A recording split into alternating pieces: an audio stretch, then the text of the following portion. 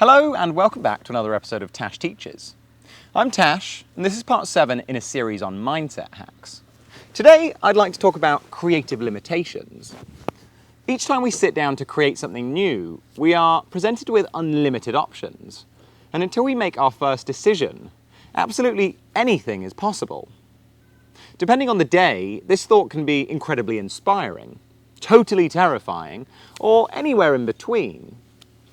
If we can do anything, then how do we know what to do? Ironically, there are so many options of what we could create that we can often feel so overwhelmed that we end up just doing what we did last time. It feels safer because we know it worked. But then months go by, perhaps even years, and we're still sort of doing that same thing, because at this point it seems unthinkable to really try something new. Perhaps then one day we sit down in front of a fresh new project and declare, "Today I will do something new." We set a tempo we're not familiar with, perhaps load up a plugin that we've never actually opened. We decide that this time we will write and sing our own magical lyrics.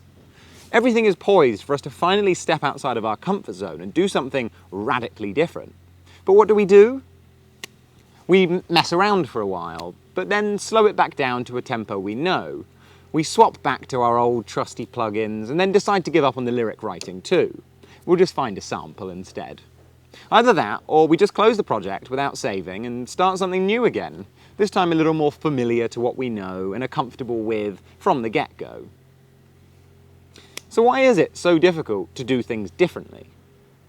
The problem with having unlimited options is that our puny human brains can't quite fathom the infiniteness of the possibilities. Quite in the same way as we can casually discuss how big the universe is, while the universe sits there and lightly chuckles to itself saying, "Ah, humans, so cute." Our brains will always search for patterns, form routines and develop habits. It's only natural. We sit down to be creative and without really thinking, we end up not being so creative and just regurgitating and recycling ideas we've already had and used. But that doesn't mean we can't force our brains to operate outside of our normal conditioning. Enter the concept of limitations. And by limitations, what I really mean is decisions. It can seem counterintuitive to place limitations on a work of art. To say from the beginning, "I will not do this," or "I will only use this." But the joy of limiting yourself means two things. One, you have less options, therefore it's easier to pick the best from them. And two, you can set up a framework to ensure that you don't fall back on old habits. Let's say, for example, that we always use a particular synthesizer on every song. The easiest and most obvious limitation to place upon our next project is simply not to use that synthesizer. The brain will then have to ask itself, how do I write music without it? Or perhaps we decide that for our next project we will record every sound ourselves, with our phone, and every sound must be something that we find in the bathroom cupboard. When we force our brains to work outside of their comfort zone, we begin to find solutions to problems that didn't really exist without those forced limitations.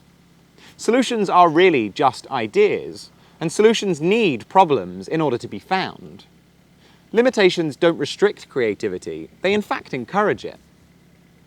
Another great thing about limitations is that early on we can create real direction for our efforts. Before we even start, we can know exactly where we're going. If we wanted to, we could decide upon every aspect of a work of art before we actually begin. Philosophically speaking, a work of art could be totally described by its data. It is not the data, but it cannot exist without the data existing too. Let's pick a random song. We could write down its name, the album, the BPM, the key, the chord progression, instruments used, the track length. We could sketch out the artwork and draw a curve representing the energy of the track over time. In this case, the song came before the data, but there's no reason we can't work backwards. The specifics of a piece of art can exist without the piece of art existing too. What this means is we could effectively make all the decisions prior to the piece actually existing, and then when we work, just try to satisfy that brief. By putting in place limitations, we then know what we can and can't do. The can and can'ts obviously aren't rules made by society or some external authority figure. They are rules we've come up with and agreed upon with ourselves. It's really quite quick and very easy indeed to totally describe every aspect of our ideal next work of art. And it's also then much easier to create that work of art because we can totally describe it before we've actually opened any software. Each decision we then make and each action we take will then be filtered through this unique temporary framework.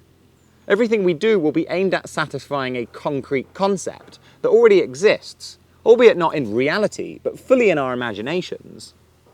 The process of its creation is then more like chipping away at a large block of granite, with the end shape not just in mind, but mapped out on a blueprint sat right beside us. At the end of the day, anything we make with limitations in place, we could have made without too.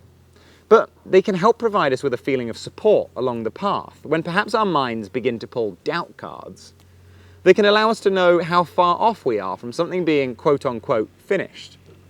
But more importantly, they allow us to be quietly honest with ourselves about what we're really inspired to work on, and what it is that we'd like to really do in an ideal world.